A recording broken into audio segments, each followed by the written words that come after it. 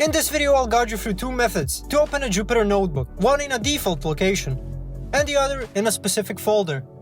First, let's see how to open Jupyter Notebook in the default location. Find the Anaconda folder on your computer. It typically contains the Jupyter Notebook application. In the Anaconda folder, click on Jupyter Notebook. This will launch Jupyter Notebook in the default directory, which is usually on the C drive. Once the Jupyter Notebook is open, you can create a new Python-free notebook.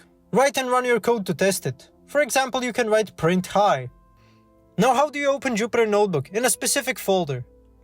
Open command prompt in the location where you want to work. For example, if you want to open Jupyter Notebook on this address, you'd open command prompt and use this command.